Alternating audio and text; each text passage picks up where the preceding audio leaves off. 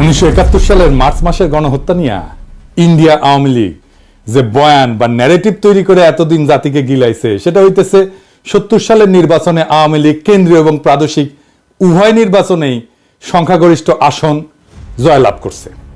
সেই নির্বাচনে আওয়ামী লীগ কিভাবে এত আসন যেতে সেই আলাপে আজ আর গেলাম না।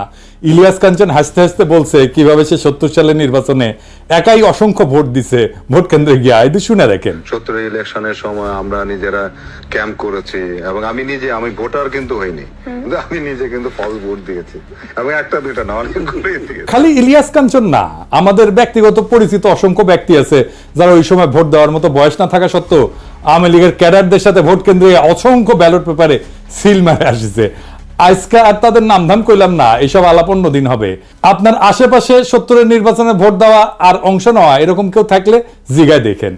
পাকিস্তানের মার্শাল ল অথরিটি কেন এইসব দেখাও চুপ করে ছিল, সেটা আজকে এই আলাপ, সে আলাপে আসতেছি। আজকের আলাপ হবে মার্চ মাসে এবং তার আগে নির্বাচনের পর কি নেগোসিয়েশন, আলোচনা, আলাপ হয়েছিল এবং 25শে মার্চ রাতের ঘটনা কেন ঘটে, অবাঙালি মুসলমানদের সাথে তখন এবং তার আগে কি হয়েছিল। এপিসোডটা একটু দীর্ঘ হবে, আশা করি শেষ পর্যন্ত দেখবেন। অনেক অজানা ভয়ঙ্কর কাহিনী জানতে পারবেন। আমরা আগের ভিডিওতে আওয়ামী লীগের ভুয়া অর্থনৈতিক শোষণের বয়ানকে জয় বাংলা করছি, এইটাই যদি না দেখে থাকেন আবার দেখতে পারেন। মার্চ মাস নিয়ে ইন্ডিয়া আওয়ামী লীগ জাতি এবং দুনিয়াকে গিলাইছে একটা ন্যারেটিভ। এটা গিলাইছে মূলত ইন্ডিয়ান গণমাধ্যম এবং তাদের লেসপেন্সার আওয়ামী লীগের প্রোপাগান্ডার জোরে। এখন ভারতীয় গণমাধ্যম আর আওয়ামী লীগ প্রোপাগান্ডা কি মাল সেটাই প্রজন্ম বর্তমানে বাংলাদেশিরা হারে হারে টের পাইতেছে। দেখছেন না এইটারে?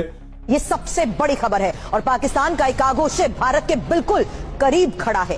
एमवी अल बखेरा नाम का ये जहाज बांग्लादेश के चांदपुर बंदरगाह में लंगर डाले बैठा है और सबसे बड़ी बात तो ये है कि इस पाकिस्तानी कार्गो शिप में 250 किलो आरडीएक्स, 100 AK-47 राइफल, जिसे बांग्लादेश में एक सुरक्षित जगह पर उतार लिया गया। যাই হোক, আসেন আমরা দেখি কি ছিল সেই বয়ান।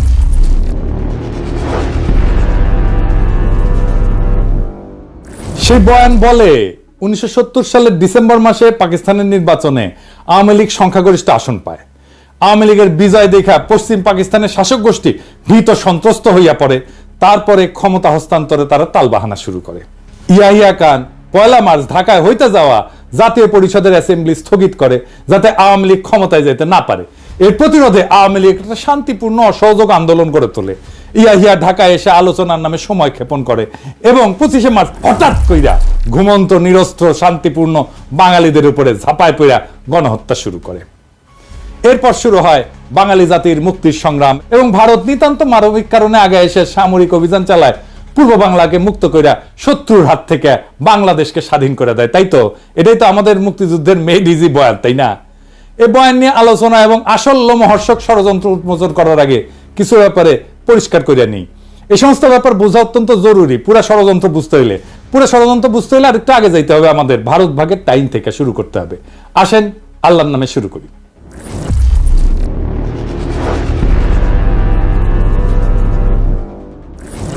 উনিশশো 1947 সালে পাকিস্তান এবং ভারত ব্রিটিশ সাম্রাজ্যের ডোমিনিয়ন হিসেবে স্বাধীনতা লাভ করে। ডোমিনিয়ন আর রিপাবলিকের মধ্যে পার্থক্য হচ্ছে ডোমিনিয়ন কার্যত স্বাধীন হইলেও সেটা ব্রিটিশ সাম্রাজ্যের অংশ।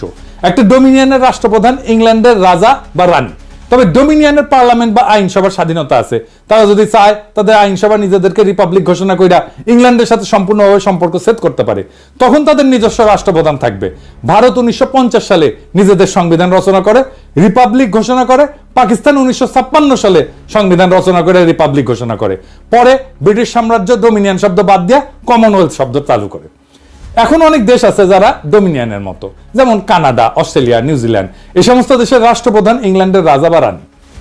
পাকিস্তানের 56 সালের সংবিধান 1958 সালের 8ই অক্টোবর তৎকালীন পাকিস্তানের রাষ্ট্রপ্রধান প্রেসিডেন্ট ইস্কান্দার মির্জা, উনি বাংলার মানুষ ছিলেন, কিন্তু উনি রদ কইরা মার্শাল ল জারি করেন। মার্শাল ল জারি করলে সংবিধান রদ করতে হয়। এখানে একটা জিনিস খেয়াল করেন, মার্শাল ল যদি সংবিধানকে রদ করতে পারে তাইলে মার্শাল ল সংবিধানের চাইতে বড়। আসলেই তাই। আসল কথাটা হইতেছে হিম্মত, হ্যাডমই আসল, ক্ষমতাই আসল, সংবিধান তারপরে। যাই হোক, আলাপে আসি। কেন ইস্কান্দার মির্জা সংবিধান রদ কইরা মার্শাল ল দিল?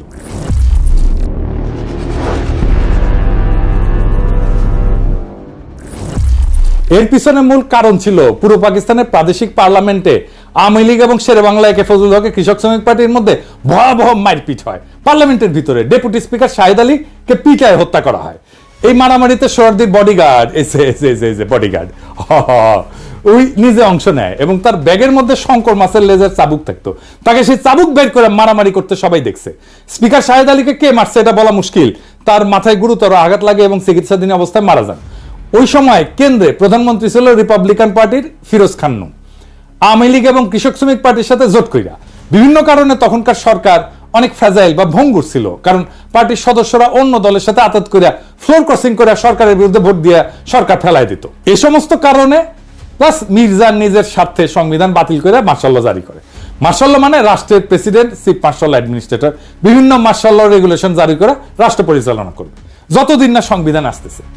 রাষ্ট্রে কোনো আইনসভা থাকবে না। মার্শাল ল জারি করার পর ইস্কান্দার মির্জা যেই টেকনিক খেলা এতদিন রাজনীতিবিদদের ল্যাং মেরে আসছিল, সে একই টেকনিক খেলে সেনাবাহিনী কমান্ডার ইন চিফ আইয়ুব খানকে ল্যাং মারার পরিকল্পনা করে। আইয়ুব খান অন্য ধাতুতে গড়া মানুষ ছিল, রাজনীতিবিদদের মতো অত সহজে ফাঁদে ফা না দিয়া নিজে ইস্কান্দার মির্জাকে গদি থেকে ভাগায় দেয়, জয় বাংলা করে দেয়।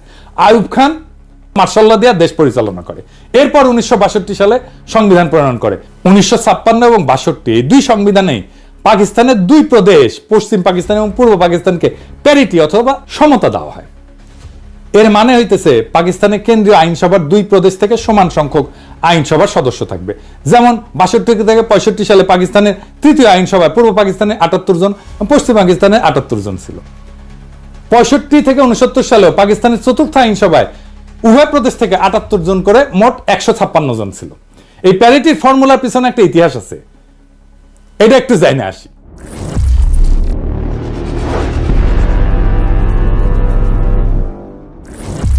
পাকিস্তানের প্রথম গণপরিষদ, যেটা 47 সালের 10 আগস্ট গণপরিষদ এবং আইনসভা হিসেবে শপথ গ্রহণ করে, সেটাতে প্রথমে 69 জন সদস্য নির্বাচিত হয়ে আসছিল। এদের মধ্যে 44 জন ছিল পূর্ব পাকিস্তান থেকে, 17 জন পাঞ্জাব, 4 জন সিন্ধু, 3 জন সীমান্ত প্রদেশ এবং 1 জন বেলুচিস্তান থেকে ছিল। অর্থাৎ সদস্য সংখ্যা দেশের জনসংখ্যার অনুপাতে ছিল। তখন এই 5টা প্রদেশ মিলে পাকিস্তান তৈরি হয়েছিল। পরে এই অ্যাসেম্বলির সদস্য সংখ্যা 100 পর্যন্ত বাড়ানো হয়। এই প্রথম গণপরিষদ 1947 থেকে 1954 সাল পর্যন্ত থাকে, কিন্তু 7 বছরেও সংবিধান প্রণয়ন করতে ব্যর্থ হয়। এই সংবিধান প্রণয়নের জটিলতা এবং দীর্ঘসূত্রিতার মূল কারণ ছিল সংবিধানে পাকিস্তানের ভবিষ্যৎ আইনসভায় কোন প্রদেশ কয়টা আসন নেবে এইটা নিয়ে একটা বিশাল গ্যাঞ্জাম তৈরি হয়েছিল। পাকিস্তানে ফেডারেল ব্যবস্থার সরকার প্রস্তাব করা হয়। ফেডারেল মানে বিভিন্ন প্রদেশের নিজস্ব সরকার, আইনসভা, বিচার বিভাগ থাকবে প্রাদেশিক পর্যায়ে। কেন্দ্রীয় বা ফেডারেল পর্যায়ে একটা কেন্দ্রীয় সরকার বা আইনসভা থাকবে। কেন্দ্রীয় আইনসভা 2 কক্ষ প্রস্তাব করা হয়। 2 কক্ষ বিশিষ্ট আইনসভার ইতিহাস হচ্ছে, এটা মূলত ইংল্যান্ডের কালচার, যেখানে হাউস অব কমন্স আর হাউস অব লর্ডস আছে। কমন্সের সদস্যরা জনগণের সরাসরি ভোটে নির্বাচিত হয়। লর্ডসের সদস্যরা রাজা কর্তৃক অ্যাপয়েন্টেড হয়। লর্ডসের সদস্যরা অভিজাততন্ত্রের সদস্য এবং চার্চ অফ ইংল্যান্ডের বিশপরাও এর সদস্য। যে কোনো আইন পাশ করতে হলে 2 কক্ষেই পাশ করা লাগে। অভিজাত আর বিশপদেরকে ইংল্যান্ডের রাষ্ট্রে গুরুত্বপূর্ণ স্টেক হোল্ডার মনে করা হয়। এই জন্য এদের জন্য একটা উচ্চ কক্ষ আইনসভা বানায়, যারা কমন্সের পাশ করা বিল স্ক্রুটিনাইজ করে, দেখে নিজেদের মধ্যে ভোটাভুটি করে অ্যাপ্রুভ করে অথবা রিজেক্ট করে। আমেরিকা যখন ইংল্যান্ড থেকে স্বাধীনতা লাভ করে তখন প্রথমে 13টা কলোনি ছিল। এদের মধ্যে জনসংখ্যায় সবচেয়ে বড় ছিল ভার্জিনিয়া এবং সবচেয়ে ছোট ছিল রোডস আইল্যান্ড। আমেরিকা যখন তাদের ফেডারেল সংবিধান রচনা করতে যায় তখন ছোট রাজ্যগুলো বড় রাজ্যগুলোর সাথে ইউনিয়ন করতে চায় নাই। কেন চায় নাই? এর কারণ হইল তারা ভাবতো বড় রাজ্যগুলো আইনসভায় জনসংখ্যার ভিত্তিতে আসন পাইলে মেজরিটি আসন পাবে, ফলে তারা ছোট রাজ্যগুলোর সাথে প্রস্তাব করা যে কোনো বিল ভোট দিয়ে হারাই দিতে পারে। তখন একটা কম্প্রোমাইজ পদ্ধতি গ্রহণ করা হয়, যেখানে আমেরিকার ফেডারেল আইনসভা ইংল্যান্ডের মতো 2 কক্ষ বিশিষ্ট হবে। যেহেতু আমেরিকানরা কোনো অভিজাততন্ত্র এলাও করেনি, সেজন্য ইংল্যান্ডের মতো বিশপ আর অভিজাতদের দিয়ে কোনো কক্ষ থাকবে না, এই প্রশ্ন ওঠেনি। 2 কক্ষের নিম্ন কক্ষ হাউস অব রিপ্রেজেন্টেটিভ এর আসন সংখ্যা জনসংখ্যার অনুপাতে ডিস্ট্রিবিউট করা হবে। উচ্চ কক্ষ অথবা সিনেটের মধ্যে প্রত্যেক রাজ্যের সমান সংখ্যক আসন, অর্থাৎ ছোট রাজ্য বড় রাজ্য সবার জনসংখ্যা যাই হোক সবার 2টা করে আসন। যে কোনো বিলই 2 কক্ষে পাশ হইতে হবে যদি সেটা আইন হইতে হয়।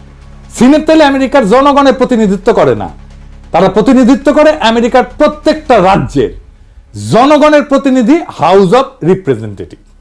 তাহলে জনগণের প্রতিনিধি কারা? জনগণের প্রতিনিধি হচ্ছে হাউস অব রিপ্রেজেন্টেটিভ। আমেরিকার সংবিধান জনগণ ছাড়া প্রত্যেকটা রাজ্যকেও নিজেদের ফেডারেল স্ট্রাকচারের স্টেক হোল্ডার মনে করে।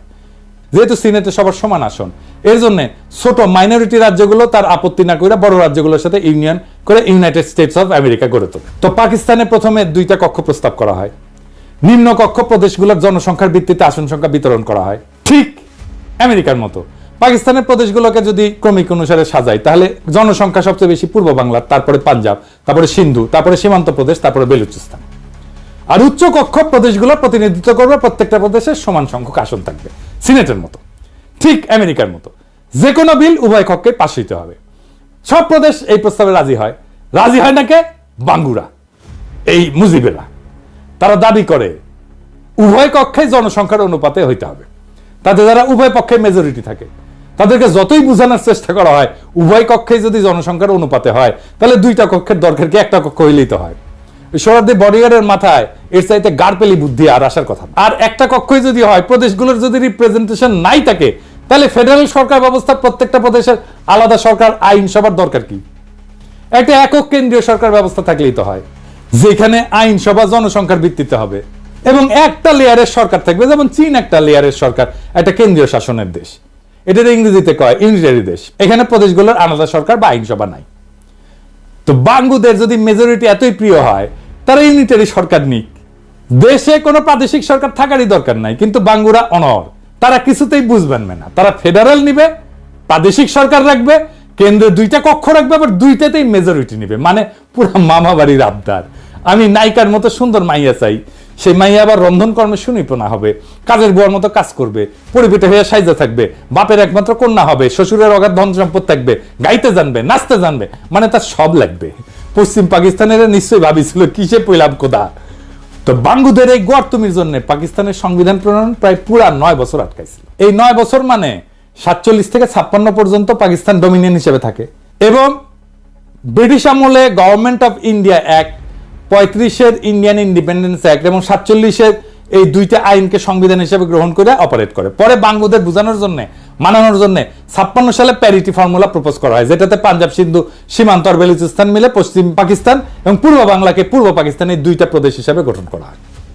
উভয় প্রদেশের জনসংখ্যার অনুপাত 50-এর কাছাকাছি, একদিকে 56%, একদিকে 44%। যেহেতু উভয় প্রদেশের সমান আসন, যাতে কেউ কাউকে ডমিনেট করার প্রশ্ন না ওঠে, সবাই সমান সমান। যেহেতু এই প্রস্তাবে পশ্চিম অঞ্চল পাকিস্তানের 4টা প্রদেশ মিলে একটা ইউনিট গঠন করা হয়, তাই এই প্রস্তাবের নাম হয় 1 ইউনিট প্রপোজাল। এই প্রস্তাবে সব দল রাজি হয়। তৎকালীন আওয়ামী লীগ ও সোহরাওয়ার্দীর নেতৃত্বে এই প্রস্তাবে রাজি হয়, ফলে এটা গৃহীত হয় এবং এভাবে পাকিস্তানের 56 সালে সংবিধান প্রণয়ন করা হয়। আইয়ুব খান যখন 62 সালে সংবিধান প্রণয়ন করেন, তখন উনি কেন্দ্র এবং রাজ্যগুলোর মধ্যে এই সম্পর্ককে বহাল রাখেন। এই ইস্যুটা একটা সেটেলড ইস্যু ছিল। আইয়ুব খান এটা আর নড়চড় করেন নাই। এখানে একটা তথ্য উল্লেখ করা যায় যে বাংলাদেশ বিচ্ছিন্ন হয়ে যাওয়ার পর পাকিস্তানে কিন্তু সংবিধান তৈরি করতে একদম সময় লাগে নাই। ওদের পাঞ্জাব মেজরিটি প্রদেশ হওয়া সত্ত্বেও পাঞ্জাবিরা কিন্তু বাঙ্গুদের মতো মামা বাড়ির আবদার করে নাই। বর্তমান পাকিস্তানের আইনসভার 2টা কক্ষ, নিম্ন কক্ষ ন্যাশনাল অ্যাসেম্বলি আর উচ্চ কক্ষ সিনেট। নিম্ন কক্ষ জনসংখ্যার অনুপাতে আসন, আর উচ্চ কক্ষে প্রত্যেকটা রাজ্যের সমান সংখ্যক আসন। পাঞ্জাবিরা বাঙ্গুদের মতো হাউকাউ করে নাই যে তাদের উভয় কক্ষতেই মেজরিটি দিতে হবে। এইবার শুরু হয় ষড়যন্ত্রকারীদের খেলা। 1962 সালে ভারত মাতা চীনের সাথে সরাসরি যুদ্ধ জড়ায় পড়ে। যুদ্ধটা হয় ভারতের 2 দিকের সীমান্তে, উত্তর পূর্ব এবং উত্তর পশ্চিম। উত্তর পূর্ব দিকে ভারত এবং চীন উভয়ে বর্তমান অরুণাচল প্রদেশকে সম্পূর্ণ নিজের বলে দাবি করে। উত্তর পশ্চিমে লাদাখের একটা অংশ, যেটার নাম আকসাই চীন, সেটাকেও তারা নিজেদের এলাকা বলে দাবি করে। ভারত মাতা বেশি কনফিডেন্ট হইয়া চীনের এলাকায় সৈন্য নিয়ে ঢুকে যায়। ভাবছিল চীনারা ভারত মাতার সৈন্য দেখে পালাবে, চীনারা না পালায় উল্টা হামলা করে। ফলে ভারত পুরা অরুণাচল প্রদেশ, আকসাই চীন উভয় অঞ্চল যুদ্ধে সম্পূর্ণভাবে হারায়। আসামের ভিতরে চীনা বাহিনী ঢুকে পড়ে। চীনের কাছে ভীষণ মার খাওয়ার পরপরই ভারত 1965 সালে পাকিস্তানের সাথে যুদ্ধ জড়ায় পড়ে। কাশ্মীরে ভারতের বিরুদ্ধে বিদ্রোহে পাকিস্তান আর্মি সাহায্যের ফলে ভারতের দখলকৃত কাশ্মীরে সামরিকভাবে বেসামাল হয়ে পড়ে। Pakistan army 1 September operation grand slam নামে একটা সামরিক অভিযান পরিচালনা করে। ফলে কাশ্মীরের ভিতরে ভারতীয় আর্মি অত্যন্ত নাজুক পরিস্থিতির সম্মুখীন হয়। এখানে উল্লেখ করা যায় যে এই গ্র্যান্ড স্ল্যামের কমান্ডার ছিল তৎকালীন মেজর জেনারেল ইয়াহিয়া খান।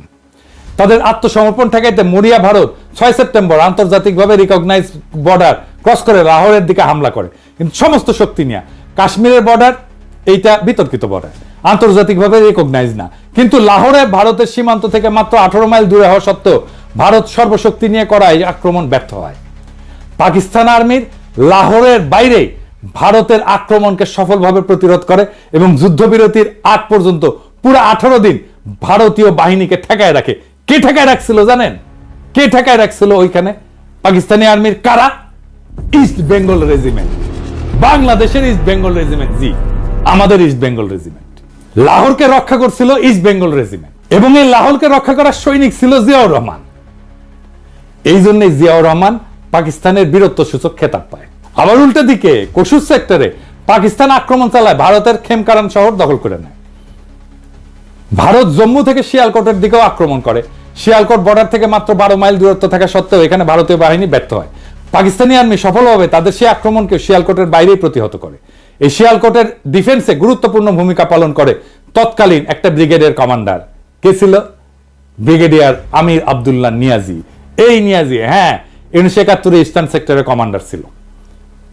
তৎকালীন পাকিস্তান আর্মির সফলতা নিয়ে আন্তর্জাতিক মহল এবং গণমাধ্যমে সাড়া পড়ে যায়। অবশেষে জাতিসংঘের ডাকে সাড়া দিয়া ভারত 20 সেপ্টেম্বর দ্রুত যুদ্ধবিরতি প্রস্তাবে রাজি হয়। পাকিস্তান এরপর অনিচ্ছা সত্ত্বেও 23 সেপ্টেম্বর যুদ্ধবিরতিতে রাজি হয় এবং ফলে যুদ্ধ সমাপ্তি ঘটে। ভারত মাতা কিন্তু 47 সালে স্বাধীনতা লাভের পর থেকে উপমহাদেশে ব্যাপকভাবে সামরিক আগ্রাসন চালাইছে বিভিন্ন এলাকায়।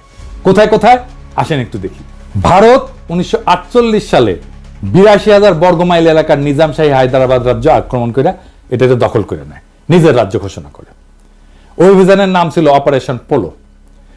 ভারত তার স্বাধীনতা লাভের পর 1947 থেকে 48 সালে জম্মু কাশ্মীর 16,309 বর্গমাইল, 1948 সালে জুনাগড় রাজ্য 3,337 বর্গমাইল, 1948 সালে নিজামশাহী হায়দ্রাবাদ রাজ্য 82,698 বর্গমাইল, 1961 সালে গোয়া রাজ্য 1,429 বর্গমাইল, 1971 সালে পূর্ব পাকিস্তান 57,320 বর্গমাইল, 1975 সালে সিকিম রাজ্য 2,740 বর্গমাইল, সর্বমোট 1,62,405 বর্গমাইল এলাকা সামরিক অভিযান চালায় দখল করে, যেটার পরিমাণ জার্মানি অথবা পোল্যান্ডের এরিয়া থেকেও বেশি।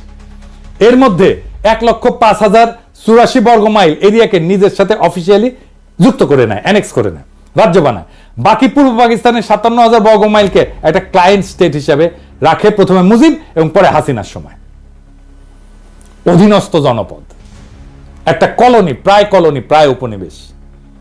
এছাড়া ভারত মাতা 1962 সালে তিব্বত দখল করতে গিয়ে চীনাদের হাতে মাইর খায়। 87-90 সালে শ্রীলঙ্কাতে মাতব্বরি করতে গিয়ে সামরিক বাহিনী পাঠায়, পরিণামে তামিল বিদ্রোহীরা আত্মঘাতী হামলায় রাজীব গান্ধীকে উড়ায় জয় বাংলা করে দেয়। দ্বিতীয় বিশ্বযুদ্ধের পর এত বড় এরিয়া আর কোন দেশ সামরিক হামলা করে দখল করে, যেটা ভারত মাতা করেছে।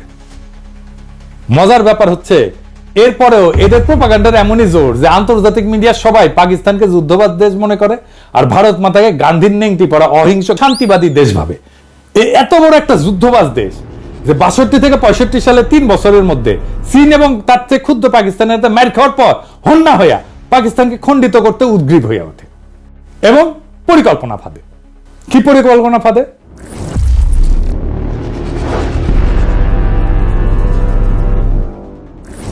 সে তাদের এজেন্ট শেখ মুজিব সোহরাওয়ার্দীর বডিগার্ডের মাধ্যমে ঠিক করে 65 সালে যুদ্ধের পর 6 দফাকে উপস্থাপন করে। ভারত পাকিস্তানের যুদ্ধ হয় 65 সালের সেপ্টেম্বর, মুজিব 6 দফা উত্থাপন করে 66 সালের ফেব্রুয়ারিতে। কিরকম মজার একটা কাকতালীয় ব্যাপার, তাই না? তাই না এডিটর সাহেব? মেলা দিন পরে কাউয়ার কথা মনে আসলো। কাউয়ার সাউন্ড দেবেন না? জোরে দেন, আরো জোরে, আরো জোরে। হয়েছে কাকতালীয়, তাই কাউয়ার সাউন্ড, বুঝছাও? 6 দফা এবং এর মধ্যে পাকিস্তানের অর্থনৈতিক শোষণের ভুয়া বয়ানকে আমাদের আগের এপিসোডে আমরা বিস্তারিত আলোচনা করে সেই বয়ানকে জয় বাংলা করে দিছি না? ভারতীয় এজেন্টরা আগে থেকেই প্রস্তুত ছিল এটা নিয়ে। গত এপিসোডে 6 দফা প্রণেতাদের মুখোশ উন্মোচন করা হয়েছে। আজকে আর একজন মুখ্য চরিত্রের মুখোশ উন্মোচন করা হবে, তার নাম সিরাজুল আলম খান। সিরাজুল আলম খান ঢাকা বিশ্ববিদ্যালয়ের ছাত্রলীগের মধ্যে ভারতীয় এজেন্ডা বাস্তবায়নে 60-এর দশকের প্রথম থেকেই কোমর বেঁধে নামে পড়ে। 71 সালের মার্চ মাস পর্যন্ত সমস্ত আলোচনা ভণ্ডুল করা এবং গৃহযুদ্ধ লাগানোর পিছনে তার অনেক ভূমিকা আছে। সে পূর্ব পরিকল্পনা মতো গৃহযুদ্ধ লাগানোর জন্য সর্বাত্মক চেষ্টা করে, যাতে তার গুরু ভারত সামরিক অভিযান চালানোর একটা অজুহাত খুঁজে পায়। এই সিরাজুল আলম সম্পর্কে একটা অত্যন্ত গুরুত্বপূর্ণ তথ্য হচ্ছে, উনি ছিলেন এক ভারতীয় রয়্যাল এজেন্টের অত্যন্ত ঘনিষ্ঠ এবং শিষ্য। তিনি মাঝে মাঝে কলকাতায় যেতেন এবং গেলে সেই এজেন্টের কলকাতার ভবানীপুরের রাজেন্দ্রপুর লেনের বাসাতেই উঠতেন এবং থাকতেন। সেই এজেন্টের কলকাতায় বাড়ি ছাড়াও বাংলাদেশেও বাড়ি ছিল এবং তিনি বাংলাদেশের নাগরিকও ছিলেন। আওয়ামী লীগের সংসদ সদস্য ছিলেন এবং আওয়ামী লীগের সংসদ সদস্য হিসেবে ৭২-এর কারচুপির নির্বাচনে তৎকালীন বাকেরগঞ্জ 14 আসন, বর্তমানে পিরোজপুর 1 আসন, যেটা বর্তমানে আল্লামা দেলোয়ার হোসেন সাইদির আসন, ওইখানে এমপি নির্বাচিত হয়েছিলেন। শেখ মুজিব জয় বাংলা হয়ে যাওয়ার পরে 75-এ সে ব্যক্তি আবার ইন্ডিয়া চলে যায়। তার নাম চিত্তরঞ্জন সুতার। এবার আসেন চিত্তরঞ্জন সুতারকে একটু চিনানি। এই চিত্তরঞ্জন সুতার 1971 সালের পর ইন্দিরা গান্ধীর সাথে দেখা কইরা বাংলাদেশকে পুরোপুরি ভারতের সাথে যুক্ত করা, মানে যেভাবে হায়দ্রাবাদ, সিকিম, গোয়া, কাশ্মীরের মতো ভারত একটা প্রদেশ করছিল, ওইরকম প্রদেশ করতে বলছিল। ভারত প্রথমে আওয়ামী লীগের সাথে 7 দফা চুক্তি করে সেই পথে আগাচ্ছিল। পরে বিভিন্ন কারণে ইন্দিরা গান্ধী বাংলাদেশকে ক্লায়েন্ট স্টেট হিসেবে রাখাটাকে ডিসাইড করে। পরবর্তীতে কংগ্রেসের প্রেসিডেন্ট জ্ঞানী জৈল সিং এটাকে ইন্দিরার সবচেয়ে বড় ব্লান্ডার হিসেবে আখ্যা দিছিল। আমাকে শেখ হাসিনাকে যখন এই ব্যাপারে ব্যক্তিগতভাবে প্রশ্ন করা হয়, মেজর আশরাফ তার এনটিভি সাক্ষাৎকারে বলেন, তার ছোট বোন রেহানা আমার স্ত্রীর ক্লাসমেট ছিল। এই বিষয়গুলো নিয়ে তার প্রতি একটা শ্রদ্ধা আমার ছিল এবং সেইভাবে সেই শ্রদ্ধা হিসাবে তাকে আমি রিসিভ করেছি, not as an official duty but এই কারণেই। এবং ওনাকে আমার বাসায় নিয়ে এসেছি, উনি এসেছেন আমার বাসায় খেয়েছেন। একটি ঘটনা যখন থেকে তার প্রতি আমি একদম অসন্তুষ্ট হয়ে যাই, তার প্রতি আমার বিরাগ আমার জন্মগ্রহণ করে সৃষ্টি হয়, সেটা হচ্ছে সেই সময় আপনার যদি মনে থাকে বিচিত্রা বলে একটা সাপ্তাহিক পত্রিকা ছিল, শাহাদত হোসেন উনি ছিলেন তার এডিটর। জয়েল সিং বলে নামে একজন ভারতীয় প্রেসিডেন্ট ছিলেন। তার যখন টার্মস যখন এক্সপায়ার হয়ে যায় তখন ওই জয়েল সিং এর সঙ্গে, জ্ঞানী জয়েল সিং, তার সঙ্গে আমাদের শাহাদত সাহেব একটা ইন্টারভিউ নিয়েছিলেন। তো বাংলাদেশ ভারতের সম্পর্কের উপর আলোকপাত করতে যেয়ে জয়েল সিং সাহেব বলেছিলেন, the greatest blunder of India was to have withdrawn the troops from Bangladesh 1971। এটা শাহাদত সাহেবকে বলেছিলাম। আমি যখন এটা পড়ার পর আমার মনটা খুব খারাপ লাগছে যে কিভাবে এইরকম একটা উক্তি করতে পারে। তো এর কিছুদিন পরেই শেখ হাসিনা যখন আসলেন, ওনাকে আমি বললাম, আমি তাকে রিসিভ করে জানেন, আমি বললাম যে ম্যাডাম আপনি জানেন এরকম একটা বক্তব্য দিয়েছে, and you know what was her response? সে তো ঠিকই বলেছে। উত্তর ছিল, সে তো ঠিকই বলছে। এদের কাছে স্বাধীন বাংলাদেশ ছিল বাংলাদেশের মানুষকে উজবুক বানানোর একটা মূলা। এরা সবসময় নিজেদেরকে ভারতের প্রদেশ হিসেবে কল্পনা করে। এদের পূর্ব বাংলার মুসলমানদের সংস্কৃতি, ধর্ম নিয়ে ব্যাপক বিদ্বেষ। পৃথিবীর সর্ববৃহৎ মুসলিম রাষ্ট্র হিসেবে পাকিস্তান এই উপমহাদেশের মুসলমানদের বাসভূমি হিসেবে টিকে থাকলে এদের এজেন্ডা বাস্তবায়নে ব্যাপক বাধা আসবে। সেই জন্যই পাকিস্তানকে ভাঙতে হবে। পরে চিত্তরঞ্জন সুতার আবার বাংলাদেশে ফিরে আসে এবং কালিদাস বৈদ্যের সাথে বঙ্গভূমি আন্দোলন গড়ে তোলে ইন্ডিয়ার সাহায্য নিয়ে। এই প্রজন্ম বঙ্গভূমি আন্দোলন সম্পর্কে জানে না। কি ছিল সেই বঙ্গভূমি আন্দোলনে?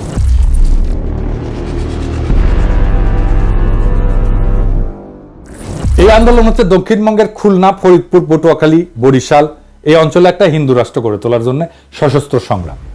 1996 থেকে 2001 আওয়ামী লীগের সময় এই আন্দোলন হঠাৎ করে কাকতালীয়ভাবে বন্ধ হয়ে যায়। এরপরে বিএনপির সময় আসলে এটা আবার ভারতের এজেন্ডা বাস্তবায়ন করতে নেমে পড়ে।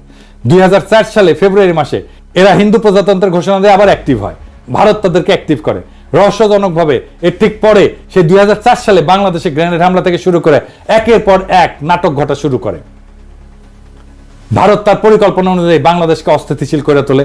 2007 সালে ভারতের ঘোড়া উপহার পাওয়া কুলাঙ্গার মইনুল আহমেদ ভারতের 111 প্লেবুক মতি মাহমুদের সাহায্যে বাস্তবায়ন করলে ভারতের আর বঙ্গভূমির মাধ্যমে ষড়যন্ত্র করার দরকার থাকে না। ম্যাজিকের মতো সাথে সাথে বঙ্গভূমি আন্দোলন ভ্যানিশ হয়ে যায়। এরপরের ইতিহাস সবার জানা।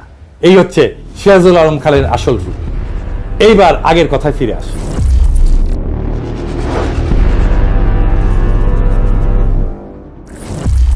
6 দফা প্রণয়নের মাধ্যমে পাকিস্তানের একটা সেটেলড ইস্যু, কেন্দ্র, প্রদেশ এবং আন্তঃপ্রদেশ সম্পর্ক, এটাকে আবার ভারতের মদদে পুনরুজ্জীবিত করা হয়। প্রথম পয়েন্টটাই ছিল পাকিস্তান একটা ফেডারেল স্টেট হবে, প্রাদেশিক সরকার থাকবে, কিন্তু সেখানে আইনসভার একমাত্র জনসংখ্যার অনুপাতে আসন বিন্যাস হবে। আওয়ামী লীগ আরো দাবি তোলে 1 ইউনিট ভেঙে দিয়া পশ্চিম পাকিস্তানকে অরিজিনাল 4টা প্রদেশে ভাগ করতে হবে। এর ফলে আইনসভায় 2 প্রদেশের মধ্যে কোনো প্যারিটি বা সমতা থাকবে না। কিন্তু অন্য সব ফেডারেল দেশের মতো আইনসভায় আওয়ামী লীগ প্রদেশগুলোরও কোনো প্রতিনিধিত্ব রাখতে দেবে না। তারা ভারতীয় এজেন্ডা অনুযায়ী মাওবাড়ির আবদার তুলে দেশকে আবার অস্থিতিশীল করে তোলে। আইয়ুব খানের গভর্নর মোনায়েম খান এর জন্য মুজিবকে ডিফেন্স অফ পাকিস্তান রুলসের অধীনে গ্রেপ্তার করিয়া জেলে পাঠায়। 6 দফা আন্দোলন কিছু সময়ের জন্য ধামাচাপা পড়ে যায়, ভারত আবার অন্য রাস্তা দেখতে থাকে। তারা আরেক ভারতীয় এজেন্ট খুঁজে বের করে, এই ব্যক্তিটার নাম হইতেছে লেফটেন্যান্ট কমান্ডার মোয়াজ্জেম হোসেন, একদম টিপিক্যাল বাঙ্গু কমিউনিস্ট প্রগতিশীল, আমরা বর্তমান যুগের লাকি আক্তারের মতো।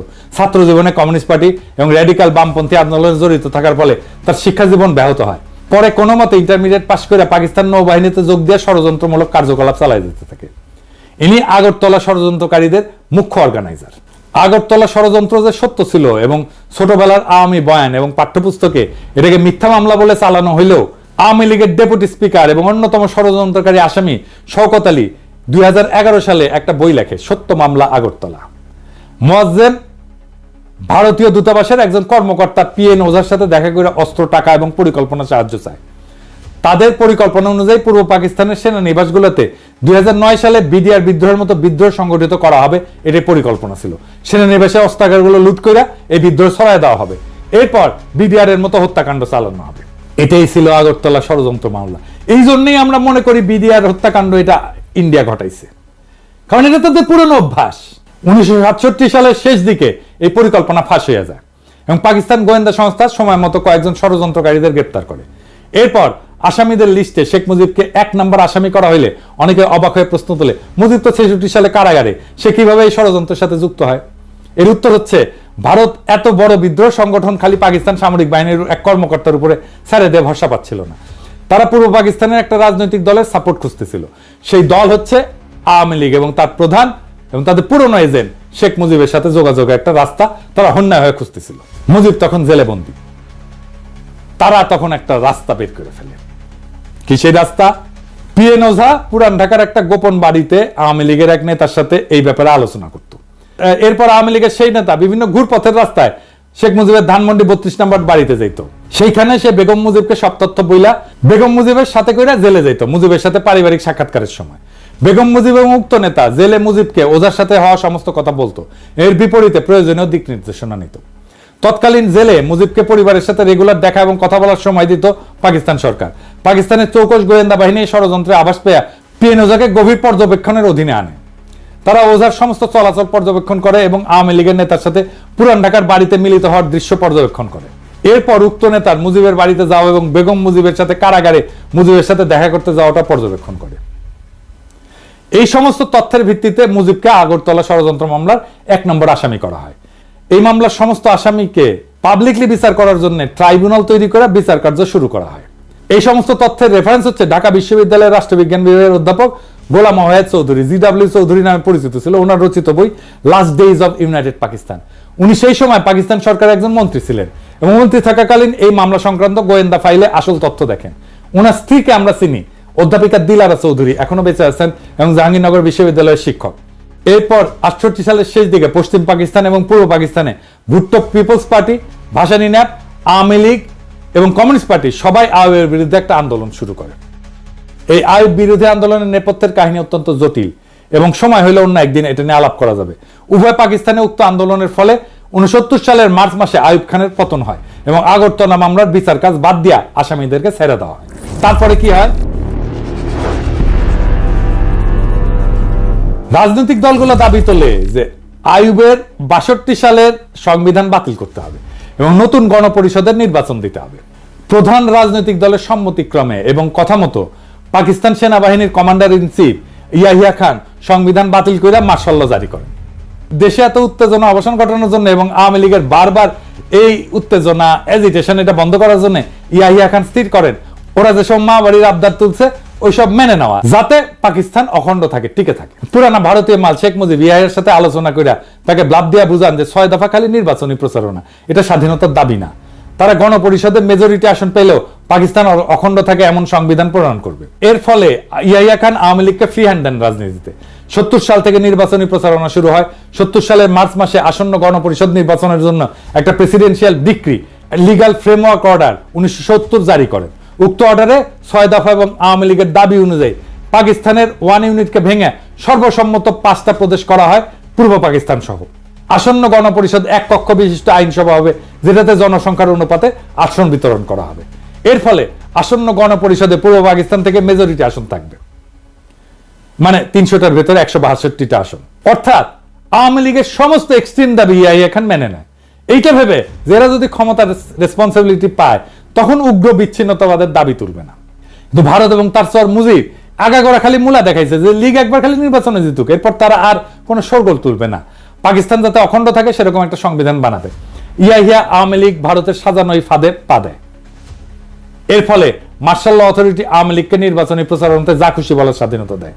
অন্য দল মুসলিম লীগ এবং জামাতের সভা আওয়ামী লীগ তাদের গুন্ডা দিয়ে ভন্ডুল করে খুন খারাপি করলো, মার্শাল ল অথরিটি আওয়ামী লীগের বিরুদ্ধে একটা স্টেপও নেয় না। নির্বাচনে আওয়ামী লীগের ভুয়া অর্থনৈতিক বৈষম্যের পরিসংখ্যান প্রচার করা সত্ত্বেও কোনো জবাব দেওয়া হয় না। এর ফলে নির্বাচনে আওয়ামী লীগের ক্যাডাররা এক একজন অসংখ্য ভোট দিল, মার্শাল ল অথরিটি কোনো হস্তক্ষেপ করেনি। কারণ হচ্ছে ইয়াহিয়া খান আসলে বিশ্বাসই করতে পারেননি মাইনরিটিরা বিচ্ছিন্নতা চায়, মেজরিটি কখনো আলাদা হবে। এই দেখেন 70 সালে ওনার একটা সাক্ষাৎকার। Separatism?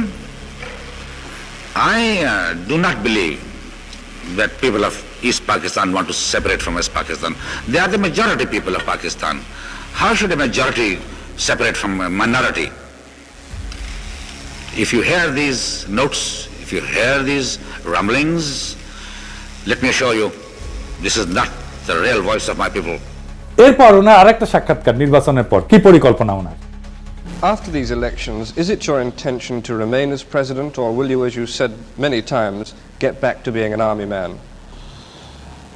Well,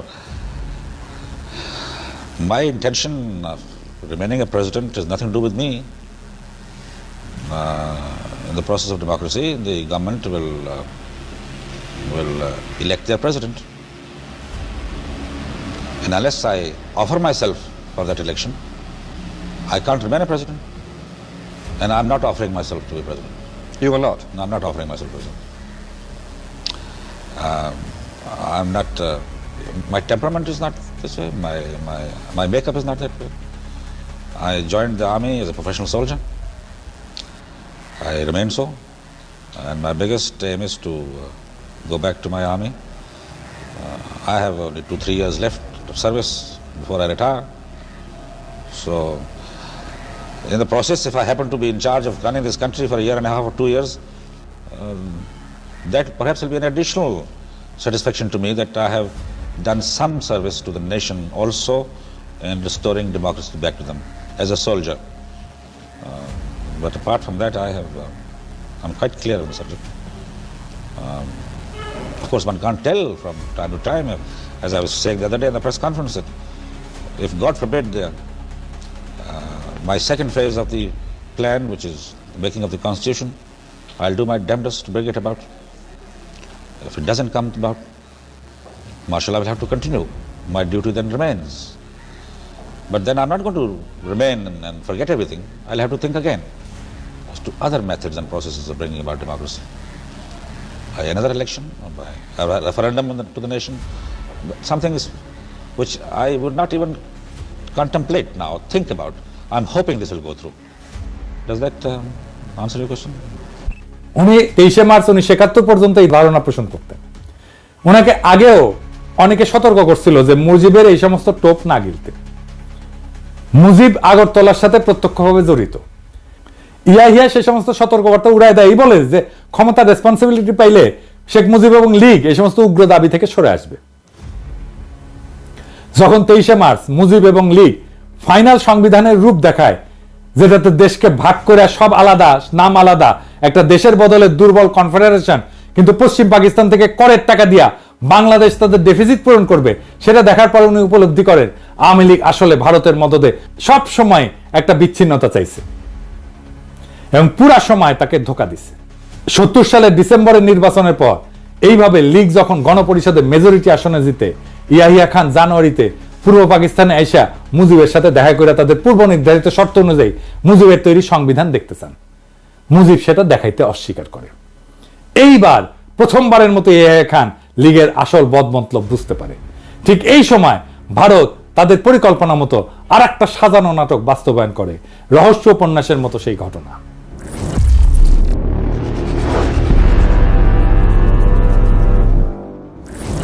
কাশ্মীরের শ্রীনগর থেকে 2 জন কাশ্মীরি যারা রয়ের এজেন্ট হিসেবে কাজ করত, ভারতীয় এয়ারলাইন্সের একটা ফকার প্লেন নাম গঙ্গা হাইজ্যাক করে লাহোরে নিয়ে যায়। সেখানে সব যাত্রীকে ছেড়ে দিয়া প্লেনটা ধ্বংস করে ফেলে। প্লেনটা খুব পুরাতন ছিল এবং অলরেডি সেটাকে সার্ভিস থেকে উইথড্র করা হয়েছিল, কিন্তু হাইজ্যাকিং এর কিছুদিন আগে আবার প্লেনটাকে ফ্লাইটে নামানো হয়। ভারত কেমন সিপা দেখেন, মানে নিজেদের একটা বাতিল করা পুরানো বিমান বিসর্জন দেয় এইভাবে দিয়া অন্যের যাত্রা ভঙ্গ করে। পাকিস্তানের তদন্ত কমিশনে ভারতের এই ষড়যন্ত্র প্রকাশ পায়। ভারত এই সুতা ধইরা ভারতের উপর দিয়ে পাকিস্তানের বিমান চলাচল বন্ধ করে দেয়। এর উদ্দেশ্য ছিল আওয়ামী লীগ যাতে নির্ভয়ে তাদের দেওয়া পরিকল্পনা বাস্তবায়ন করে এবং ইয়াহিয়ার সাথে কোনো সমঝোতা না করে। ইয়াহিয়া যদি 6 দফা মেনে নেয়, তারপরেও ফেব্রুয়ারি মাসে ইয়াহিয়া খান সংখ্যাগরিষ্ঠ দলের প্রধান হিসেবে মুজিবকে রাজধানী ইসলামাবাদে ডাকলে মুজিব বেয়াদবের মতো রাষ্ট্রপ্রধানের কাছে যেতে অস্বীকার করে। এর ফলে ইয়াহিয়া এবং সবার সন্দেহ ঘনীভূত হয় যে মুজিব এবং লীগ সরল বিশ্বাসে এই নেগোশিয়েট করতেছে না এবং এদের আগরতলা ষড়যন্ত্রের ভূমিকা ইয়াহিয়া ভালো করে জানা ছিল। তিনি সবার মতো সতর্কবাণী সত্ত্বেও মুজিব এবং লীগের সব দাবি মেনে নিয়ে নির্বাচনের ব্যবস্থা করছিলেন এবং মুজিবকে সেই নির্বাচনে ফ্রি হ্যান্ড দিছিলেন। এরপর আর একটা জটিলতা দেখা দেয়। ভুট্টো এবং তার পিপলস পার্টি পাকিস্তানের দ্বিতীয় বৃহত্তম দল হিসেবে আবির্ভূত হয় নির্বাচনে। ইয়াহিয়া প্রস্তাব দেয় যে সংবিধানের মতো গুরুত্বপূর্ণ বিষয় গ্রহণ করার সময় রাজনৈতিক দলগুলোর ভিতর একটা ঐক্যমত থাকা উচিত। একটা ব্রড কনসেনসাস না থাকলে কোনো সংবিধানই মজবুত হবে না। প্রত্যেক দশকে একটা দেশের সংবিধান পাল্টানো সেই দেশের স্ট্যাবিলিটির জন্য ক্ষতিকর। মুজিব সাফ বইলা দেয় যে আওয়ামী লীগ খালি একাই সংবিধান তৈরি করবে, তারা মেজরিটি পার্টি, কারোর সাথে ঐক্যমত করবে না। ঠিক বিএনপির মতো তারা বলে নির্বাচিত সংসদ সংস্কার করতে পারবে, তার মানে নির্বাচনে তারাই জিতবে, তারাই সংস্কার করবে, আর কেউ না। ভারত এবং তাদের দেশীয় এজেন্টরা এই সময় অত্যন্ত অ্যাক্টিভ ভূমিকা রাখে যাতে পাকিস্তানের সবাই লীগের 6 দফা মেনে নিলেও লীগ একটার পর একটা দাবি তুলে সমঝোতার পথ একবারে বন্ধ করে দেয়। এইটা নিয়ে ফেব্রুয়ারি মাসে আর একটা অচল অবস্থা শুরু হয়। ইয়াহিয়া মার্চের 1 তারিখে ঢাকায় জাতীয় পরিষদের সভা ডাকছিলেন, কিন্তু ফেব্রুয়ারিতে এই অচল অবস্থার কোনো মীমাংসা না হয় ভুট্টো এবং পিপলস পার্টি অ্যাসেম্বলিতে আসার জন্য ঢাকাতে আসতে অস্বীকার করে। তাদের বক্তব্য ছিল মুজিব তো আগেই বলছে লীগ মেজরিটি পার্টি হিসেবে একাই সংবিধান বানাবে, তাদের এই মাইনরিটির কথা যদি নাই শোনা হয় তাহলে তাদের আর কষ্ট করে অ্যাসেম্বলিতে আসার দরকার কি। মুজিব লীগের বানানো সংবিধান কাউকে দেখাবেও না, কাজে অত্যন্ত যুক্তিসঙ্গত ভাবে সবাই ধরে নেয় এরকম মার্কা মারা একজন ভারতের এজেন্ট অ্যাসেম্বলিতে ভারতের প্রচারণার মতো যেই সংবিধান বানাবে সেটাতে খালি পূর্ব পাকিস্তান না, পশ্চিম পাকিস্তানের রাজ্যগুলোর ভিতরেও এমন সংঘর্ষ তৈরি করবে যাতে পুরো পাকিস্তান এক ঢিলে জয় বাংলা হয়ে যায়। এর আভাস 71 ফেব্রুয়ারিতেই পাওয়া যায়। আওয়ামী লীগের আদর্শিক গুরু বাঙ্গু বাম প্রগতিশীলদের সংগঠন, ভারতের বিশিষ্ট লেসপেন্সার কমিউনিস্ট পার্টির ছাত্র সংগঠন ছাত্র ইউনিয়ন, আমাদের শাহবাগী লাকির সংগঠন ফেব্রুয়ারি মাসে তাদের জরুরি কাউন্সিল মিটিং এ 14 দফা প্রণয়ন করে। এর মধ্যে সবচেয়ে গুরুত্বপূর্ণ দফা হচ্ছে আসন্ন সংবিধানে পাকিস্তানের যে মূল 5টা ভাষাভাষী জাতির অবস্থান, উহাদের সকলকে পাকিস্তানের ফেডারেশন হতে বিচ্ছিন্ন হইয়া স্বতন্ত্র স্বাধীন সার্বভৌম রাষ্ট্র গঠনের অধিকার সহ পূর্ণ আত্মনিয়ন্ত্রণের অধিকার দিতে হবে। চিন্তা করেন, অথচ এই ছাত্র ইউনিয়ন করা আমাকে মতি মাহফুজের কাছে যদি ভারতের উত্তর পূর্ব অঞ্চলের স্বাধীনতার কথা বলা হয়, 7 সিস্টারের স্বাধীনতার কথা বলা হয়, তারা তেলে বেগুনে জ্বলে ওঠে। ক্রমশই ব্যাপার স্পষ্ট হয়ে উঠতে থাকে যে লীগের আসল উদ্দেশ্য খালি পূর্ব পাকিস্তান না, সম্পূর্ণ পাকিস্তানকে ধ্বংস করা। এদেরকে যতই কনসেশন দেওয়া হচ্ছে এরা একটার পর একটা দাবি তুলতেই আছে এবং এরা যে বাস্তবে ভারতের জন্য পাকিস্তান ধ্বংস করতে উদ্গ্রীব সেটা বর্ণনা আমার গত এপিসোডে করছি 6 দফা প্রণয়নকারীদের মুখোশ উন্মোচন। এখানে উল্লেখ করা যায় যে মুজিব এবং লীগ যদি পাকিস্তানকে অখণ্ড স্ট্রং রেখে কোনো সংবিধান বানায় সেটা দেখাই তো ভুট্টোর বাপেরও সাধ্য ছিল না মুজিব এবং লীগের ক্ষমতা যাওয়া ঠেকানো। সে সময় পশ্চিম পাকিস্তানের সাধারণ মানুষের কিরকম মনোভাব ছিল তার একটা উদাহরণ দেখাচ্ছি, অধ্যাপক সাজ্জাদ হোসেনের বই থেকে, তার 71 স্মৃতি থেকে উদ্ধৃত করতেছি। মুজিব যদি একাই সংবিধান বানাতে চায় সেটাতেও ইয়াহিয়া এবং পশ্চিমে কোনো আপত্তি ছিল না, সেটা যদি পাকিস্তানকে ধ্বংস না করে। কিন্তু মুজিব তার তৈরি সংবিধানের খসড়া স্বাভাবিক কারণেই ভারতের প্ররোচনায় দেখাতে অস্বীকার করে। রাজনৈতিক দলগুলোর ভিতর ঐক্যমতের অভাব এবং মুজিবের আচরণের কারণে ইয়াহিয়া 1 মার্চ অ্যাসেম্বলি স্থগিত ঘোষণা করে। এরপর শুরু হয় ভারতের মদতে অন্তিম খেলা। এর পরের বিবরণ শুনলে আপনার শরীরের রক্ত হিম হয়ে যায়।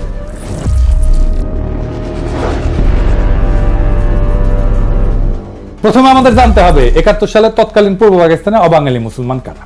47 সালে দেশভাগের পর ভারতের উত্তরপ্রদেশ, বিহার, হায়দ্রাবাদ থেকে অসংখ্য মুসলমান পাকিস্তানে হিজরত করে। এদের কিছু অংশ পশ্চিম পাকিস্তানে যায়, কিছু অংশ পূর্ব পাকিস্তানে এসে বসবাস শুরু করে। পূর্ব পাকিস্তানে এদের সংখ্যা আনুমানিক কয়েক মিলিয়ন ছিল। এছাড়া পূর্ব পাকিস্তানের দেশের অন্যান্য জেলা থেকেও পাঞ্জাব, পশতু, সিন্ধি ইত্যাদি প্রদেশ এবং জেলার মানুষ এসে চাকরি, ব্যবসা বাণিজ্য ইত্যাদি কারণে বসবাস শুরু করে। চাকমা রাজা ত্রিদিব রায় তার বই দ্য ডিপার্টেড মেলোডিতে লোমহর্ষক সব ঘটনার বিবরণ দিচ্ছেন। সেসব ঘটনা তার এলাকার লোকজন চাক্ষুষ দেখছেন।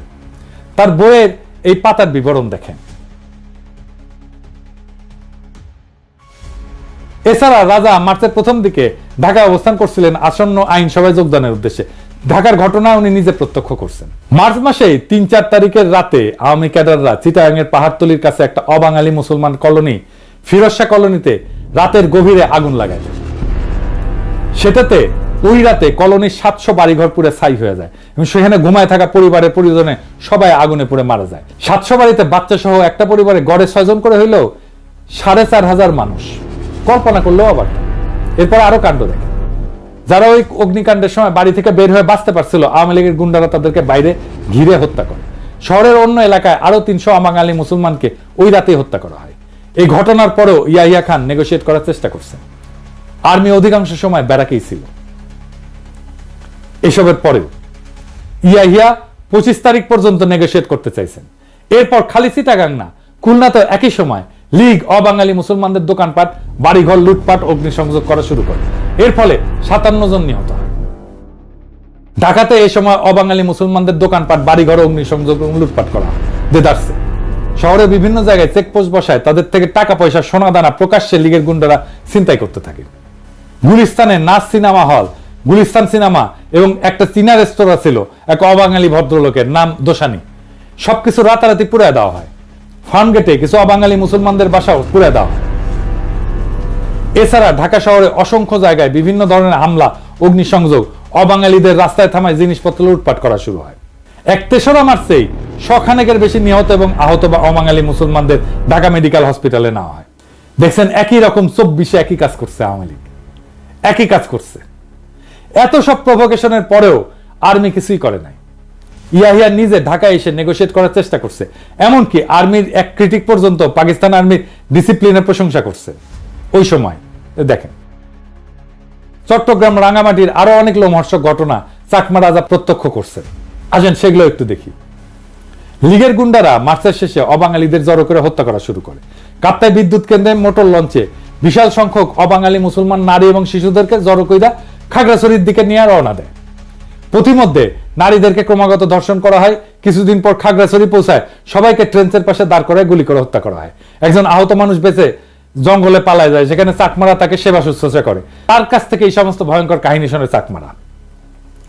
রাঙামাটির বাঙালি সাব ডিভিশনাল অফিসার, যে দেখতে নিরীহ প্রকৃতির এক 50 মানুষ ছিলেন, সেই কাপ্তাইতে এক পাকিস্তানি অফিসার স্ত্রীকে কিডন্যাপ কইরা সবশেষে দয়া পরবশ হয়ে তাকে হত্যা করা হয়। রাজার এলাকায় পুলিশের রিজার্ভ ইন্সপেক্টর ছিল একজন মুহাজির বিহারি। তাকে তার স্ত্রী এবং 10 বছরের কন্যার সাথে হত্যা করা হয়। চাকমারা রাতের বেলায় গুলির শব্দ শুনে পরের দিন সকালে যখন খোঁজ করতে যায়, গিয়ে এদের লাশ পায়। ছোট মেয়েটির মৃতদেহ কপালে হাত দিয়ে পড়েছিল। কপাল থেকে হাত সরাইলে ওইখানে গুলির ছিদ্র পাওয়া যায়। নুরুজ্জামান খান নামে এক মহৎ হৃদয়ের পাঠান ছিল, ওখানে বসবাস করত এবং চাকমা বাঙালি সবার কাছে জনপ্রিয় ছিল। সবাইকে বিপদে সাহায্য করত। তাকেও বাঙ্গু বিদ্রোহীরা ধরে নিয়ে গুলি করে হত্যা করে। এবার ব্রাহ্মণবাড়িয়ার একটা ঘটনা দেখেন। ব্রাহ্মণবাড়িয়াতে এক সাংবাদিক চাক্ষুষ 82 অবাঙালি শিশুর মৃতদেহ এবং 300-র মতো প্রাপ্তবয়স্কের মৃতদেহ দেখেন, যাদেরকে বাঙ্গু এবং লীগের গুন্ডারা এবং বিদ্রোহীরা হত্যা করে ফেলে রেখে যায়। ময়মনসিংহে একটা অবাঙালি কলোনির 5000 জনের মধ্যে মাত্র 25 জন জীবিত ছিল। সবাইকে খুন করে ফেলে। একজন অ্যাসিস্ট্যান্ট পোস্টমাস্টার তার পরিবার হারানোর কথা বলতে বলতে কান্নায় ভেঙে পড়ে।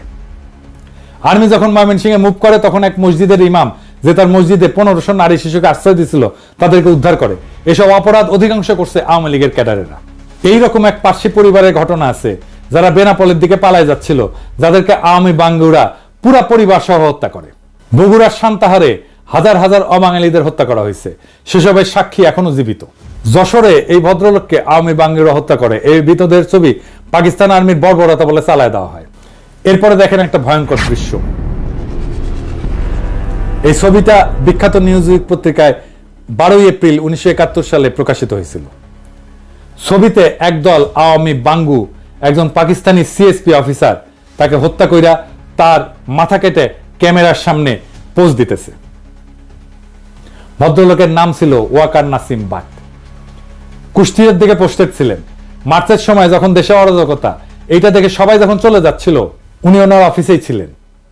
কল্পনাও করতে পারেন নাই ওনার নিজের দেশের মানুষ বিনা কারণে ওনাকে হত্যা করবে। জয়দেবপুর ক্যান্টনমেন্টে বাঙালি সৈন্যরা বিদ্রোহ করে যাওয়ার সময় পশ্চিম পাকিস্তানি জেসিও অফিসারদের কোয়ার্টারে ঢুকে তাদের পুরো পরিবারকে হত্যা করে রেখে যায়। এসব ভয়ঙ্কর ঘটনার সম্পূর্ণ বিবরণ পাঠ করতে গেলে 1001 আরব রজনী পার হয়ে যাবে। এখানে সব নাম, তারিখ, প্রত্যক্ষদর্শী, বিবরণ, রেফারেন্স সহ দেওয়া আছে, যেখান থেকে কয়েকটা মাত্র আপনাদেরকে শোনালাম। আমি বাঙ্গুরে কি আশা করে এরপর নিজেদের পরিবার এবং অন্যদের সাথে এই সমস্ত ভয়ঙ্কর দৃশ্য মার্চের একদম প্রথম থেকে দেখার পর পাকিস্তানি আর্মি কি তাদের জড়ায় ধরে চুমা দিবে? এরপরও প্রথম 25 দিন ইয়াহিয়া খান একদম চুপ ছিল, এই আশায় যে হয়তো আওয়ামী লীগ শেষ পর্যন্ত কোনো মীমাংসাতে আসতেও পারে। কিন্তু হায়, উনি যদি জানতেন ভারত এবং আওয়ামী লীগ আরো কি দাবি রাখছে সামনে। আওয়ামী বাঙ্গুরা কিন্তু এই সমস্ত আকাম গণহত্যা করে ঠিকই ভারতে পালিয়ে গেছিল। যাওয়ার সময় লগে করে এক গাদা ব্যাংক লুটের টাকাও নিয়ে গেছিল। ওইসব টাকা দিয়ে তারা সোনাগাছিতে বিছানা কাঁপাইছে, মৌজ মাস্তি করছে, দেশের মানুষকে আর্মির চোখে অপরাধী করে চরম বিপদের মুখে ফেলে নিজেরা ভাগছে। এখন যেমন হাসিনা আর লীগের পান্ডারা ভারতে ভাগছে, ঠিক সেই রকম। জেনারেল নিয়াজে কিন্তু মার্চে এখানে ছিল না। জেনারেল একটা উক্তি নিয়ে বাঙ্গুরা খুব হইচি করে। উক্তিটা ছিল এরকম যে আমি এই বেজম্মা জাতের চেহারা পাল্টাই দিব, তারা আমাকে কি পাইছে। এই উক্তিটার ব্যাকগ্রাউন্ড হচ্ছে জেনারেল নিয়াজি 9 থেকে 10 এপ্রিল এই ফ্রন্টের দায়িত্ব নিয়ে এখানে আসে। 10 এপ্রিল উনি টেক ওভার করে হেডকোয়ার্টারে একটা ব্রিফিং নিচ্ছিলেন। ওই ব্রিফিং এ চিটাগাং, রাঙামাটি, ময়মনসিংহ, সান্তাহার, খুলনা, যশোর, সারা দেশের এই সমস্ত লোমহর্ষক কাহিনী শুনতে শুনতে উনি হঠাৎ করে ইমোশনাল হয়ে উত্তেজিত হয় এবং এই উক্তিটা করেন। পরে কয়েকদিন পর মাথা ঠান্ডা করে 15 এপ্রিল আর একটা কঠোর অর্ডার জারি করে, যেখানে পাকিস্তানি আর্মির কেউ যদি কোনো প্রতিহিংসামূলক কিছু করে তাদের বিরুদ্ধে কঠোর ব্যবস্থা নেওয়ার অর্ডার দেন। দেখেন, এরপরেও আপনারা দেখেন এত সব ভয়ঙ্কর ঘটনার পরও পশ্চিম পাকিস্তানে কোনো বাঙালির বিরুদ্ধে একটা প্রতিশোধমূলক ঘটনা ঘটছে? ঘটে নাই। এমনকি পুরো পাকিস্তানে সোহরাওয়ার্দীর বডিগার্ডের পুরা গোষ্ঠীকে খাওয়ায় পড়ায় রাখলো। হাসিনার গর্ভে নমরুদের ডেলিভারি করলো হাসপাতালে নিয়ে গিয়ে। যেসব বাঙালি বিদ্রোহ করে নাই তারাও বহাল তবিয়তে থাকলো। বিমান বাহিনীর মতিউর রহমান দেশে ছুটি শেষ কইরা আবার পশ্চিম পাকিস্তানি ইউনিটে জয়েন করলো। এরকম অসংখ্য ঘটনা আছে। তো মার্চ মাসে অ্যাসেম্বলি স্থগিত করার পর যখন ভারতের নীল নকশাতে আওয়ামী লীগ সারা দেশে অবাঙালি মুসলমানদের উপর তাণ্ডব হত্যাযজ্ঞ শুরু করে, Yahya Khan 6 March অ্যাসেম্বলির date 25 March ঘোষণা করেন। এরপর 15 মার্চ উনি প্রেসিডেন্ট হয়ে নিজে এসে মুজিবকে বোঝানোর ট্রাই করেন, যাতে আওয়ামী লীগ নিজের ইচ্ছা মতো এজেন্ডা বাস্তবায়নে ক্ষমতা চাইলে ক্ষমতা নিক, কিন্তু পাকিস্তান যাতে ধ্বংস না হয়। মার্চ 15 থেকে 23 পর্যন্ত এই আলোচনা চলে। এই নেগোসিয়েশনের ডিটেইলস বর্ণনা সিজন এন্ড রোজ এই বইয়ের এই গবেষণা বইতে আছে। মার্চের 16 থেকে 17 দিকে আলোচনাতে নিয়ে আওয়ামী লীগ আসলে কি চায় সেটা জানতে চায়। আওয়ামী লীগ বলে ইমিডিয়েট মার্শাল ল উইথড্র করে প্রোক্লেমেশন জারি করতে হবে। ইয়াহিয়া এই প্রস্তাবে রাজি হয়। আওয়ামী লীগ চায় গণপরিষদের অধিবেশন বসতে হবে, গণপরিষদের 2টা কমিটি থাকবে, একটা পূর্ব পাকিস্তানের আর একটা পশ্চিম পাকিস্তানের। 2 কমিটি প্রাদেশিক সংবিধান তৈরি করে পরে একত্র হয়ে একটা যৌথ সংবিধান বানাবে। সংবিধান তৈরি হওয়ার আগ পর্যন্ত মাঝখানে অন্তর্বর্তীকালীন সময়ে ইয়াহিয়া রাষ্ট্রপতি হিসেবে থাকবে। রাজনৈতিক দলগুলো থেকে মন্ত্রী নিয়োগ দিয়ে একটা ক্যাবিনেট গঠন করবে। ইয়াহিয়া সব প্রস্তাবে রাজি হয়ে 19 মার্চ আওয়ামী লীগকেই বলে যে ওরা যা চায় সেভাবে প্রোক্লেমেশনটা ড্রাফট করে দিত, উনি এটা জারি করে দিবেন। ওনার এই প্রস্তাবে আওয়ামী লীগ হকচকায় যায়। উনি যে এইভাবে সবকিছু দিয়ে দিবে সেটা তারা ভাবতেও পারে নাই। এইভাবে যদি ক্রাইসিস আসলেই সলভ হয়ে যায় তাহলে তো ভারত এবং তার সর সিরাজুল আলম খান এবং আওয়ামী লীগ যে গৃহযুদ্ধ বাজানোর পরিকল্পনা করছে সেটা ভেস্তে যায়। তারা এবার গাইগুই করে বলে প্রোক্লেমেশন ইয়াহিয়াকে ড্রাফট করতে হবে। ইয়াহিয়ার টিম সেদিনই আওয়ামী লীগের সমস্ত দাবি যুক্ত করে একটা প্রোক্লেমেশন ড্রাফট করে দেয়। সেই প্রোক্লেমেশনে আওয়ামী লীগের স্বায়ত্তশাসনের সমস্ত দাবি ইনক্লুড করা হয়। আওয়ামী লীগ যদি সত্যি অটোনমি চাইতো তারা সেই প্রস্তাব লুফে নিত। কি ছিল সেই প্রোক্লেমেশনে? ওনার সেই বই থেকে, যে সিজন এন্ড রোজের বই থেকেই আমরা এই প্রোক্লেমেশনটা দেখি, পড়ে শোনাই। মূলটা এডি পাবেন, ইংরেজিতে লিখেছে। ইংরেজি যেহেতু লিখেছে তাহলে ঠিকই লিখেছে, আমি বাংলায় করছি। 1 নাম্বার, প্রাদেশিক মন্ত্রিসভাগুলোর কাছে শপথ অনুষ্ঠান পরিচালনার সঙ্গে সঙ্গে সামরিক আইন কার্যকরভাবে বাতিল হবে। 2 নাম্বার, 1969 সালের 4 এপ্রিলের অস্থায়ী সংবিধান আদেশ, প্রভিন্সিয়াল কনস্টিটিউশনাল অর্ডার একটা নতুন সংবিধান কার্যকর না হওয়া পর্যন্ত মৌলিক আইন হিসেবে বলবৎ থাকবে। 3 নাম্বার, অন্তর্বর্তীকালীন সময়ে ইয়াহিয়া রাষ্ট্রপতি হিসেবে দায়িত্ব পালন করবেন। 4 নাম্বার, রাষ্ট্রপতি অস্থায়ী সংবিধান আদেশ এবং 62 সালের সংবিধান অনুসারে ক্ষমতা প্রয়োগ করবেন। 5 নাম্বার, পূর্ব ও পশ্চিম পাকিস্তানের প্রতিনিধিদের মধ্যে থেকে একটা কেন্দ্রীয় মন্ত্রিসভা গঠন করা হবে। 6 নাম্বার, জাতীয় পরিষদ 1962 সালের সংবিধান অনুযায়ী কার্যক্রম চালাবে। তবে পূর্ব পাকিস্তানের জন্য সীমাবদ্ধতা এবং সংশোধনী সমূহ পৃথকভাবে নির্ধারণ করে নেওয়া হবে। 7 নাম্বার, প্রাদেশিক পরিষদগুলোর কার্যাবলী 1962 সালের সংবিধান অনুযায়ী হবে, তবে পূর্ব পাকিস্তানের জন্য বিশেষ ব্যতিক্রম থাকবে। 8 নাম্বার, প্রাদেশিক গভর্নরদের রাষ্ট্রপতি নিয়োগ করবেন প্রাদেশিক সংসদীয় দলের নেতৃবৃন্দের সাথে পরামর্শ করে। তারা রাষ্ট্রপতির ইচ্ছাধীনভাবে দায়িত্ব পালন করবেন এবং তাদের সহায়তার একটা মন্ত্রিসভা থাকবে যার নেতৃত্বে একজন মুখ্যমন্ত্রী থাকবেন, যিনি গভর্নরকে পরামর্শ এবং সহায়তা প্রদান করবেন। 9 নাম্বার, প্রাদেশিক সরকার গঠনের 7 দিনের মধ্যে 2টা সংবিধান কমিটি, একটা ঢাকা এবং একটা ইসলামাবাদে গঠন করা হবে, যার কাজ হবে প্রত্যেকটা প্রদেশের জন্য সংবিধানে অন্তর্ভুক্তির জন্য প্রয়োজনীয় বিশেষ বিধান এবং শর্তাবলী নির্ধারণ করা। জাতীয় পরিষদ কর্তৃক সংবিধান প্রণয়নের আগে রাষ্ট্রপতি এই কমিটিগুলো আহ্বান করবে। 10 নাম্বার, যদি কোনো প্রদেশের গভর্নর বা অন্য কোনো সূত্রে রাষ্ট্রপতির কাছে প্রতীয়মান হয় প্রদেশের সরকার কার্যকরভাবে পরিচালিত হতে পারছে না, তাহলে রাষ্ট্রপতি একটা প্রোক্লেমেশনের মাধ্যমে ওই প্রদেশের নির্বাহী কার্যাবলীর সব বা কোনো একটা নিজের হাতে নিতে পারবেন। ইয়াহিয়া এত কিছুর পর, এত অবাঙালিদের উপরে হত্যাযজ্ঞের পরেও, এই সমস্ত কনসেশন দিয়া প্রোক্লেমেশন সাবমিট করার পরেও আওয়ামী লীগ আবার হকচকায় যায়। তারা তাদের গুরু ভারত এবং তাদের এজেন্টদের কথা মতো আরো মামাবাড়ির আবদারের মতো একটার পর একটা শর্ত জুড়ে দিতে থাকে, যাতে আলোচনা ভেস্তে যায় এবং গৃহযুদ্ধ লাগে। তাদের পূর্ব পরিকল্পনা মতো ওই গৃহযুদ্ধে ভারত হস্তক্ষেপ করে পূর্ব বাংলাকে তার ক্লায়েন্ট বানাবে। এরপর তারা ওপার বাংলা আর ভারত মাতার সাথে মিলে একাকার হয়ে যাবে এবং রবীন্দ্রসঙ্গীত গাইতে গাইতে বাকি জীবন পার করে দিবে। এবার দেখেন ভারতীয় এজেন্ট সিরাজুল আলম খানের আরেক সহচরে আসমা আব্দুর রবের নিজের মুখে বর্ণনা। 24শে মার্চ অনির্ধারিতভাবে মুজিব ইয়াহিয়ার সাথে দেখা করে এবং তিনি যখন গণভবনে যান দেখা করতে, তখন আমি তার গাড়িতে স্বাধীন বাংলার পতাকাটা জোর করে লাগিয়ে দেই, যদিও ওনার ইচ্ছার বিরুদ্ধে। এবং সেদিন তিনি সর্বশেষ বলে আসেন যে পশ্চিম পাকিস্তান থেকে বাঙালি যে সেনাবাহিনী আছে তাদের বাংলাদেশে পাঠিয়ে দিতে হবে, 2টা কারেন্সি করতে হবে, আলাদা স্টেট ব্যাংক করতে হবে, এমন কিছু দাবি উনি উত্থাপন করেন যেগুলি করলে আসলে পাকিস্তান এক পাকিস্তান থাকে না। 23শে মার্চ আওয়ামী লীগ ওই প্রোক্লেমেশনের উত্তরে এবার নিজেদের প্রোক্লেমেশন জমা দেয়। সেখানে তারা পাকিস্তান রাষ্ট্রভাঙের সমস্ত পয়েন্ট, পাকিস্তানকে এক দুর্বল কেন্দ্রীয় ব্যবস্থা, এমনকি দেশের নাম পর্যন্ত চেঞ্জ করে কনফেডারেশন পাল্টায় তাদের প্রস্তাব সাবমিট করে। একটা কনফেডারেশন হচ্ছে 2টা স্বাধীন দেশের মধ্যে সম্পর্ক, কিন্তু তারা সামার পশ্চিম পাকিস্তানের কর থেকে নিজেদের ডেফিসিট বা ঘাটতি পূরণের পয়েন্ট বহাল রাখে। খালি একবার ঠান্ডা মাথায় ভাবেন প্রস্তাবটা। লীগ এবং তাদের লেসপেন্সার সবসময় পশ্চিমাদের গালিগালাজ করবে, তাদের নামে ভুয়া শোষণের বয়ান ফেরি করবে। এরপর তারা দেশকে দুর্বল এবং কয়েক খণ্ডে ভাঙার পরিকল্পনা করবে শত্রু দেশের সাথে মিলা। এই সমস্ত সত্ত্বেও তারা পশ্চিম পাকিস্তান থেকে তাদের করের টাকা নিয়ে নিজেদের ঘাটতি পূরণ করবে। কি মজার ব্যাপার! আওয়ামী লীগ এবং এদের নিজের লেসপেন্সাররা কত বড় জাউরার জাউরা, কত বড় সামারের সামার, সেটা কল্পনাতীত। এই সমস্ত দাবির ফলে আওয়ামী লীগের এবং ভারতের আসল রূপ অবশেষে ইয়াহিয়ার সামনে দিবালোকের মতো পরিষ্কার হয়। সারা দেশে মার্চ মাস থেকে ভারতীয় এবং আওয়ামী মদতে অবাঙালি মুসলমানদের উপরে শুরু হয় ব্যাপক লুটপাট এবং হত্যাযজ্ঞ। এরপরেও আওয়ামী লীগের মামাবাড়ির আবদারের অটোনমির সমস্ত দাবি মেনে নেয়া ইয়াহিয়া প্রোক্লেমেশন জারি করতে রাজি হয়, যাতে দেশ এক থাকে। পূর্ব পাকিস্তান যদি বেশি টাকা চায় নিক। এরপরেও আওয়ামী ভারতীয় ষড়যন্ত্রকারীদের হাউস না মেটার ফলে তারা একের পর এক আজগুবি দাবি তুলতেই থাকে। তারা খালি পূর্ব পাকিস্তান না, পশ্চিম পাকিস্তানের সমস্ত প্রদেশকেও বিচ্ছিন্ন করে দিতে চায়। সারা দেশে প্রকাশ্যে পাকিস্তানের পতাকা পুরানো হচ্ছে।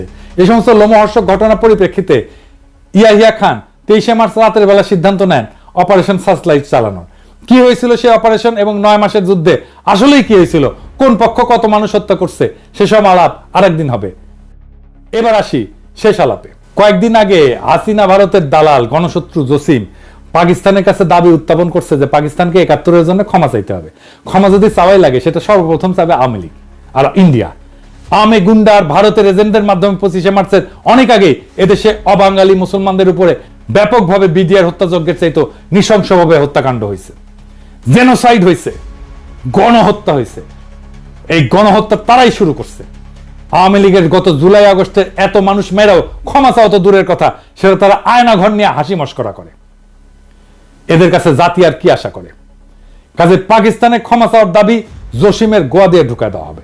আর পাকিস্তানের বিরুদ্ধে ভুয়া অর্থনৈতিক বৈষম্যের বয়ান আমরা আগের এপিসোডে জয় বাংলা করে দিছি। এরপর যদি কেউ আবার এই সমস্ত ভারতীয় বয়ান মাথায় না পাকিস্তানের কাছ থেকে টাকা চায়, জসিমরে জনগণ তার অফিস থেকে খালি গায়ে ধরে না রাজপথে বিচার করবে, আর সেই টাকা তার পুটকি দিয়ে ঢুকায় দেওয়া হবে। এদেশে যাদেরকে আটকে পড়া পাকিস্তানি বলা হয়, প্রত্যেককে বাংলাদেশের নাগরিকত্ব এবং পাসপোর্ট দিতে হবে। ক্যাম্প থেকে বের করে দেশের যে কোনো প্রান্তে বসবাস করার অধিকার দিতে হবে। ওইসব ক্যাম্প আমরা বুলডোজার দিয়ে ঘুরাই দিয়া আওয়ামী ফ্যাসিবাদের জাদুঘর বানায় রাখবো।